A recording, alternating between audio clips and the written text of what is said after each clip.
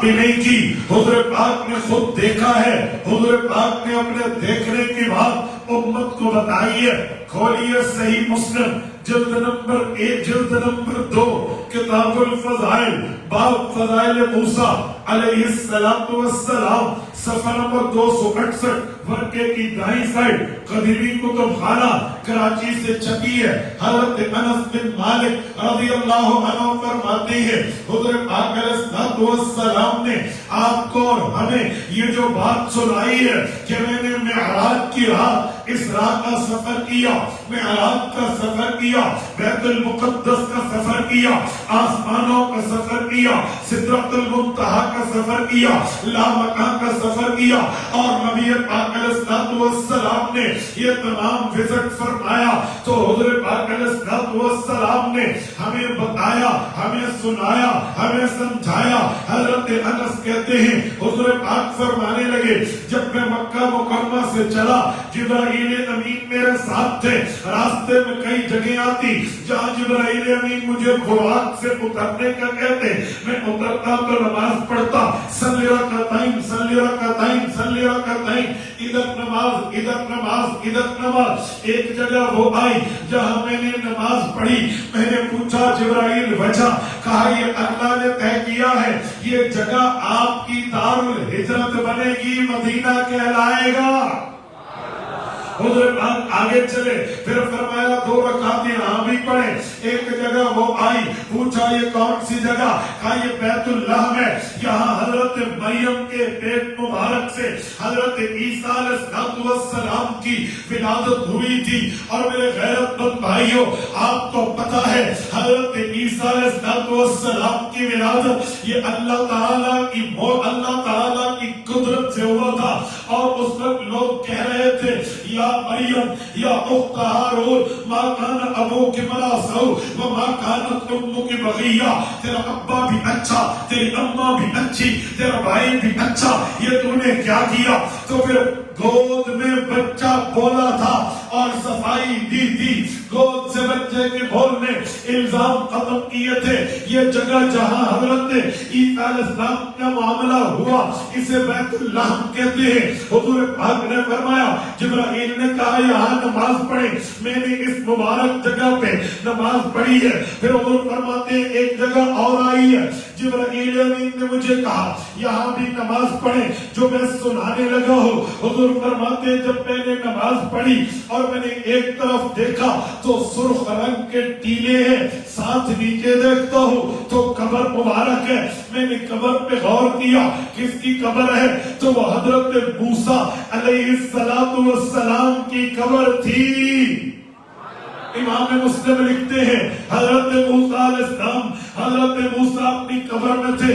حضور پاک نے کیا فرمایا, فرمایا وَهُوَ قَائِمٌ يُصَلِّي فی قبرہ, قبر موسیٰ تھی, کھڑے حضرت موسیٰ تھے اور اللہ کی نماز پڑھ رہے تھے. مجھے بتائیں آج کہا جاتا ہے انبیاء کی قبر میں نماز نہیں ہے, اور تجھے کس نے کہا نماز نہیں ہے؟ ہمیں تو حضور نے بتایا. صحیح مسلم کی حدیث میں آیا, سند پر بھی اعتراض نہیں ہے, سند پر بھی اشکال نہیں ہے, سند بھی صحیح ہے. حضور پاک علیہ السلام نے فرمایا مررت علی موسیٰ لیلۃ اسری بی. امام مسلم کہتے ہیں معراج و اسراء کی رات میں گزرا, ایک جگہ پہ حضرت موسیٰ کی قبر پہ عند الکثیب الاحمر, 7 سرخ رنگ کا ٹیلا تھا. وہ قائم یصلی فی قبرہ, اور وہ قبر مبارک میں صرف بیٹھ کے بات نہیں ہے, قبر مبارک میں کھڑے ہو کے نماز پڑھ رہے تھے. میرے دوستو حضور پاک نے دیکھا ہے, یہ کسی صحابی نے نہیں دیکھا, یہ حضور نے دیکھا ہے. یہ کسی عام نبی نے نہیں دیکھا, یہ حضور نے دیکھا ہے. یہ صرف جبرائیل کی بات نہیں ہے, اس حدیث کے عینی شاہد براہ راست اللہ کے نبی ہیں.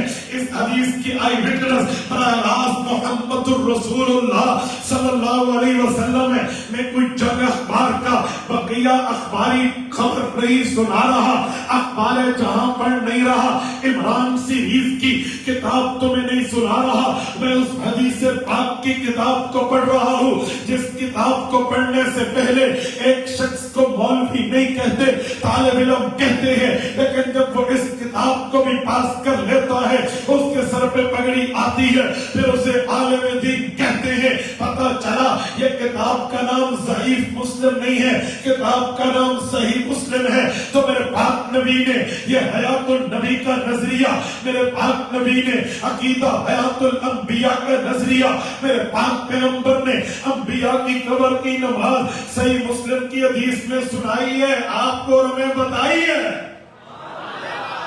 किसने बताया? किसने बताया?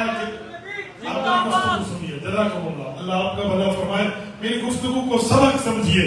अरे भाई फारूक ने माशाअल्लाह पूरे के पूरे लगवा के रख दिए, एक नारा भी नहीं छोड़ा। लेकिन मेरी गुफ्तगू सुनिए, दिमाग में बिठाइए। मैं दलील की दुनिया में बात समझाने लगा, दुरूद शरीफ आपने पढ़ा और आपने मेरा गला चला दिया।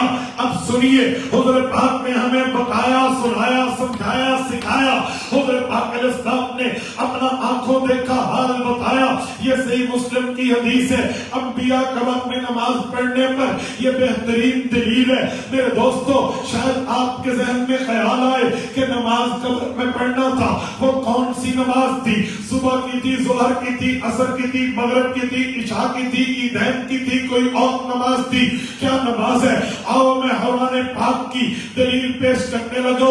सूरत हिज्र आयत नंबर 99 है। रब्बे करीम ने इबादत की बात की है। हुज़ूर पाक ने हुज़ूर पाक पे ये कलाम उतरा है, फरमाया वअबुद रब्बका हत्ता यअतियकल यकीन। मुहम्मदुर रसूलुल्लाह, आपकी इबादत तब तक करिए जब तक आप पर अल्लाह का हुक्म मौत, अल्लाह की तरफ से वफात का हुक्म पूरा न हो जाए, तब तक इबादत करिए। उलमाए तफसीर वालों ने, मुफस्सिरीन ने इस आयत से इस्तेदलाल किया है कि जब तक हुजूर दुनिया में जिंदा तशरीफ फरमा है, हुजूर नमाज पढ़ेंगे, वो नमाज बतौर फर्ज होगी।